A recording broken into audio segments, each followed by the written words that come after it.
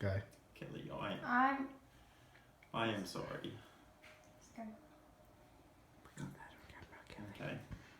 Hello, Stacey. How are you? Hi, I'm well, thanks. Yourself?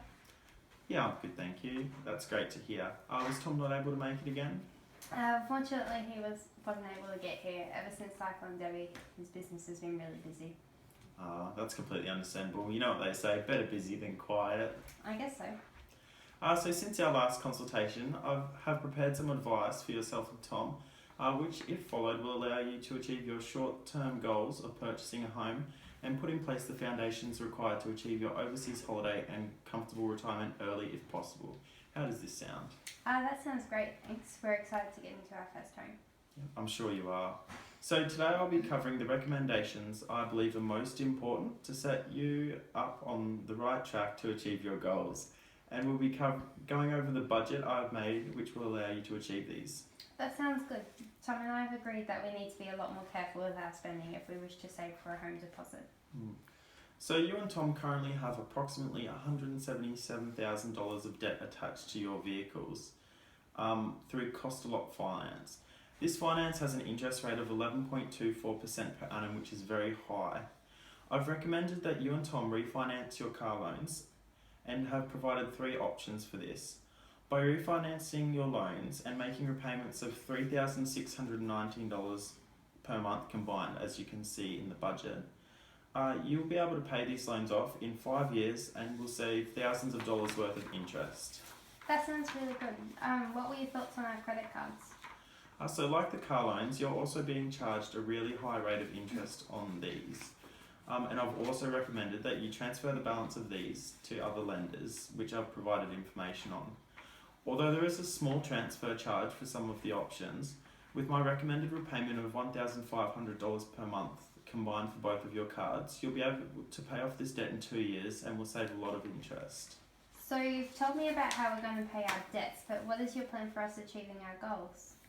That's a great question, Stacey. So in the budget I've made for you and Tom, I've allocated $600 to savings for a house per month. This cash will be put into an account in Tom's name with your local credit union that pays 5% interest per annum. At the end of 2 years, you will have paid off your credit cards, and if the budget is followed, you will have savings of approximately $14,500 for your house deposit. After this time, I recommend that you and Tom put the money which was previously paying off your credit cards into savings. Therefore, you'll be saving $2,100 per month. I recommend that you continue this until you've paid off your car loans also, at which time you'll have approximately $101,000 saved for a house deposit. A deposit this size should allow you and Tom to avoid paying home loan insurance, which is particularly expensive and will allow you to purchase your first home. How does this sound? I think that sounds very reasonable. It'll be nice to pay our current debt before assuming such a large house loan. That's exactly right. Once you've paid off your current loans and credit cards, you'll have more than enough to make the loan repayments for your first home. So although this advice was prepared primarily to ensure your short-term goals are met, I've also made recommendations which will allow you to save for your overseas holiday and retirement. Great. Tom and I are both very excited for our overseas trip to South America.